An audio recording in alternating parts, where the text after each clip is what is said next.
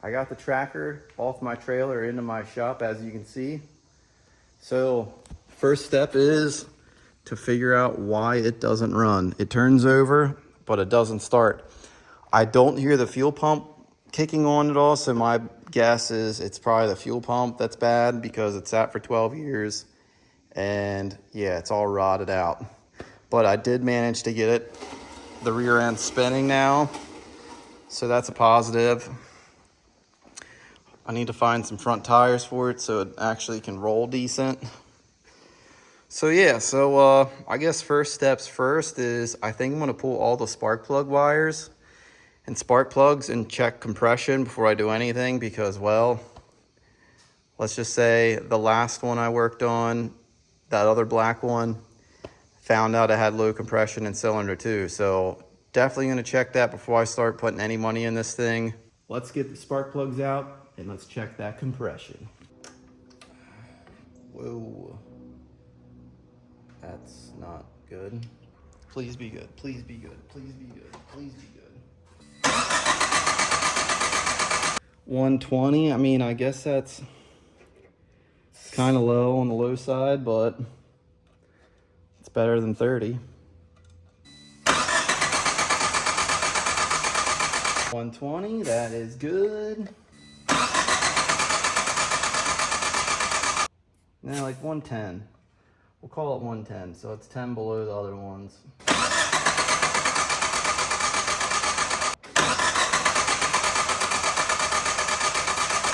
Like 95. I guess that's not really the greatest. I've been working on this thing for a few hours now, trying to figure some stuff out, and I figured out why it wasn't getting spark. So I'll show you what I did, which technically I watched a YouTube video, and yeah, so I'll show you what I did.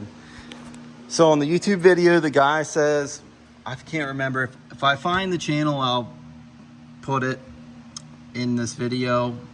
So I unplug this, see if I can get this. Okay, so I unplug this, and then you check power, see if you have power from, I think it's 7 to 4.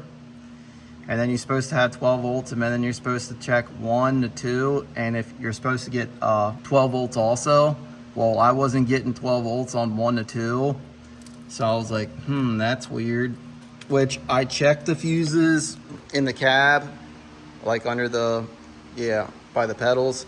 They were good. I didn't check these here because every time I ever check cars, these are always good. Well, I pulled this off and the fuse, this fuse right here, it was going across it, but very, very little. So I swapped that fuse out to a new one and I got power to it, and now it has spark. It would run on starting fluid. So I figured, hey, I already know what the next step is. So I ended up pulling out the gas tank. And just as I expected, the whole sending unit's rusted out like the other tracker I was working on. So that's junk. The whole fuel tank is rusted out on the inside. Yeah, so the whole tank's rotted out on the inside. So I'm gonna have to order a new tank, fuel pump, and fuel gauge sending unit, or whatever you want to call that, which, not gonna lie, I kind of don't know if I want to put money into this thing, because let me raise it up and I'll show you what I found. This is what I found when I was pulling the tank out. This is typical for these. They usually rot out. The tubes where the tank bolt's still, that's rotted out, so that's gonna need fixed. And then, which this end, not hard at all.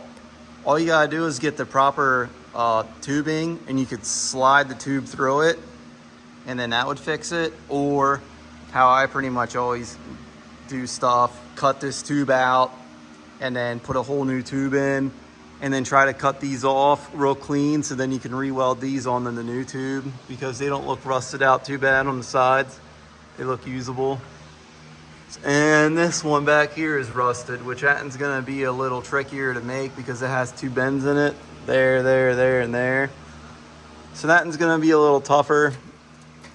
So yeah, so I'm not sure if I wanna tackle this project I mean, other than that, everything else looks good. Like the inner rockers are good. Back here looks good. I mean, it has a little bit of rust, but it's not going through. Yeah, so that's not bad there. These are usually all rotted out around this body mount. And then up here too, they usually rot around in here and then here, because all the dirt kicks up on it. But that don't look bad. Besides, like on the body, outside, there's rust, which it's not through yet. I mean, if you played with it, it would probably pop through. And then I think I saw somewhere in like the rocker area, there's rust, and then the door has rust down there. So it's something like, I don't know if it's something I want to put more time and money into because it needs so much. I mean, technically it doesn't need that much, but there is another thing that worries me is the engine only has cylinder one's like 120 pounds compression, or 120 PSI. Second cylinder's 120. The third one I think is like 110, and the fourth one's like 90 PSI. So that's kind of getting down there in compression. So it's either, like, I don't know if the rings are gummed up from sitting for so long, because when I took the tube off the intake where the throttle blade is, like if you look in there when you open it, it's like all carbon buildup. So I don't know if it's just the motor's carbon buildup real bad and it just needs, like, I don't know. I'm not really good with engines. Just pointing that out there. I like to fabricate. That's what I'm good at. I think I am. So yeah, so I'm not sure what to do with this thing yet. Like I was thinking, if I buy the tank, buy the pump and all that stuff, I could always pull it back out of this thing and put it in the Sidekick, because the Sidekick's tank is rotted out around like the seams, around the seam of the tank. Yeah, down there. So that needs replaced either way. So I was thinking, hey, if I don't use this thing at the end of the day and part it out, I'll just put the tank in that. Like I really thought it would be cool to build like a little tracker, like solid axle swap it, and then put, like I said, like a Samurai transfer case in it, because it looks like there's plenty of room down here. So lots of room. So I figured the Samurai transfer case would go up in here, run like an intermediate shaft to it. And then obviously I'd have to get this drive shaft cut down.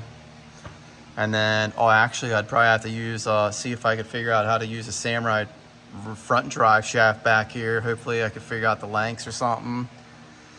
And then the front, get rid of all this crap, IFS crap, cut it all out. And then the Samurai axle in the front of it. So I'm not sure yet. Like, the engine really has me concerned. I'll catch up with you guys and you'll see my decision.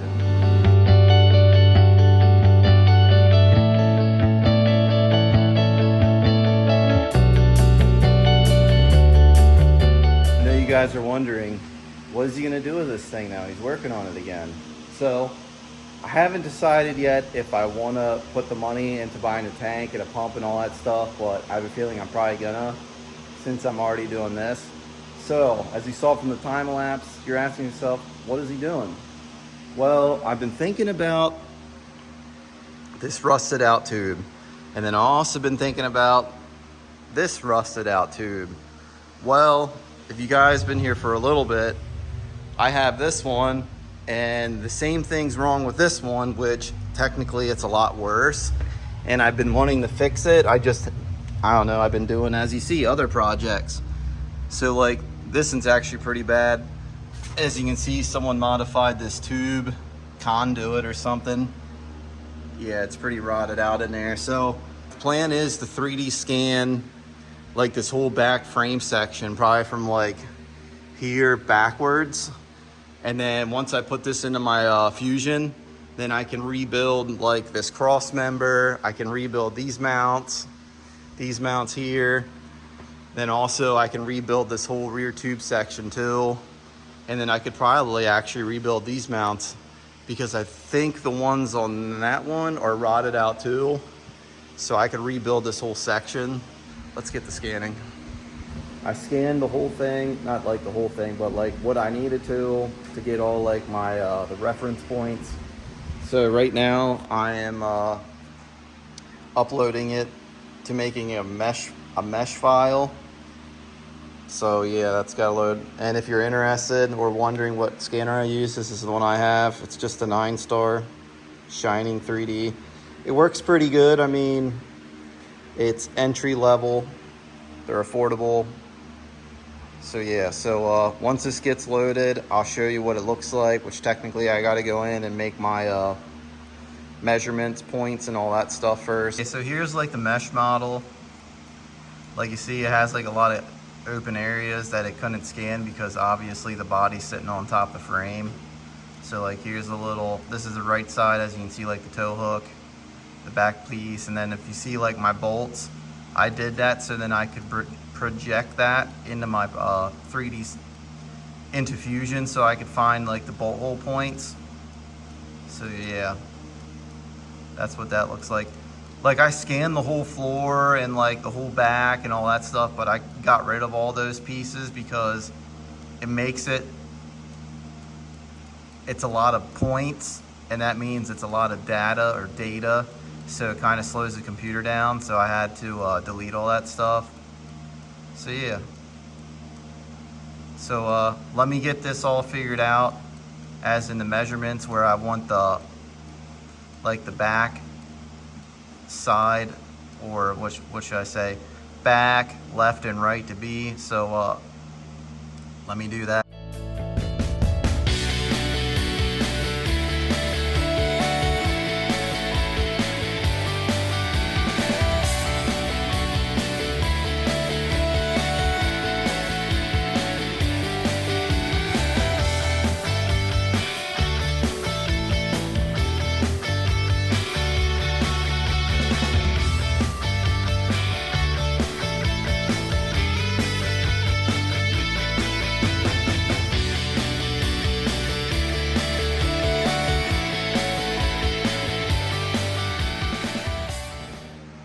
Well, no turning back now. So as you saw me in the time lapse, I tore the whole front end off of it, as in A-arms, that steering. Yeah, I tore everything off. So the plan is to solid axle swap this thing. So my plan is to use a Samurai axle. I pulled some measurements last night when I was here, and my plan was to try to reuse, like this was my first plan, initial plan before I started measuring. My plan was to reuse the stock coils, the stock coil mounts. Well, they come down on the Samurai axle too far out, so they need to be inboarded. So the coil springs need to be inboarded probably underneath the frame, which that's not a big deal. I was trying to, like I said, make it easy as possible. So I'm probably gonna have to cut these towers out, and then make frame plates the whole way around. As you can see this side, yesterday I was just cleaning up some stuff on this side. So I'm gonna try to make a frame plate here, then have it like wrap around here, because as you can see, I kind of got a hole. So clean that up and have it bend, and then underneath, and maybe have it come like over here a little bit. So yeah, so frame plates, get rid of the shock mounts or the existing shock towers, which I was really hoping to be able to reuse them, but they're just too wide of mounts for what the Samurai axle, like Toyota axle, they will work perfect because that's how Trail Tough uses their stuff. They reuse this and then they mount the shock up there, which is super easy. Then all you're doing is like the panhard bracket, and then the axle brackets, which axle would be here, and then the frame brackets. So yeah, so I still have to get rid of this piece. I gotta cut that out, and then I'm gonna cut these off too on both sides. I'm not gonna do that yet. I'm not gonna cut anything off yet. My plan is to scan all this stuff first, put this into program, and then after I get that on program, then I'm gonna start cutting all the brackets off, and then I'm gonna rescan it. So then I have the OEM file, which all the factory brackets, just in case I want to build a Toyota axle swap kit for these. But if you already put a Samurai axle in it, you have to use, so that's kind of where it makes it kind of tricky. Like, say you put a Samurai axle in it, you cut all them brackets off, and then later on down the road, you're like, hey, I found some axles for a good deal, and you want to put them in your rig, then you're going to kind of have to reuse that same mounting brackets to put that axle in. So it kind of makes it tricky because, yeah, it would be way easier to put a Toyota axle in the front of this thing because you can use all them existing mounts now. But yeah, but a lot of people put Samurai axles in because, well, you can find Samurai axles everywhere. They'll hold up fine for like 33s, but anything bigger than that, they'll probably start breaking. Same thing if you're on like a 4-door. If you baby it, they'll probably last, but if you're hard on it and you got a lot more weight, you're probably gonna break axles a lot. But anyways, so that's pretty much the start of the project. My plan is to clean all this up today, all my mess, and I'll try to get my Samurai axle out and roll it underneath here and just look at it. Got the axle underneath of it and some tires kind of mocked up on it. These are gonna be the tires I'm gonna use for it because, well, I already have them. Let's check it out. She is.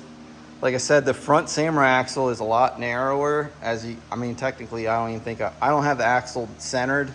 I just threw it underneath there because I still got to cut out the cross member for the disc. As you can see, the disc tilted.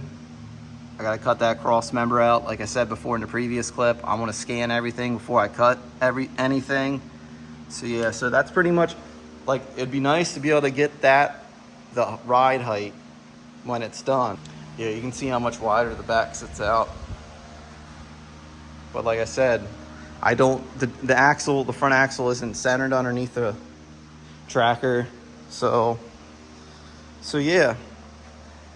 Yeah, I gotta fix the hood. I gotta get the hood off, and then the fender's kind of crinkled, which probably not gonna mess with it. Probably I might have to mess with it because I gotta get a grill for it. But I'm not worried about any of that stuff until all this stuff's done. So yeah, so that's a start to the build series for the tracker. Down below, what would you guys rather see, leaf springs or coil springs? Obviously, if I come out with a kit, leaf springs are most likely going to be cheaper. Coil springs going to be more money because you got to buy heim joints for like the links and stuff and the panhard bar. So what's that? 2, 4, 6, 8 heim joints. So let me know your opinion down below in the comment section. Leaf springs or coil springs in the front. Like I said, leaf springs are gonna be a lot cheaper. Coil springs, it's gonna be a lot more money. I wanted to do coil springs, but I wanna know what you guys think. It's gonna be it for this video. Definitely stay tuned for the next video on the tracker build. And as always, thanks for watching.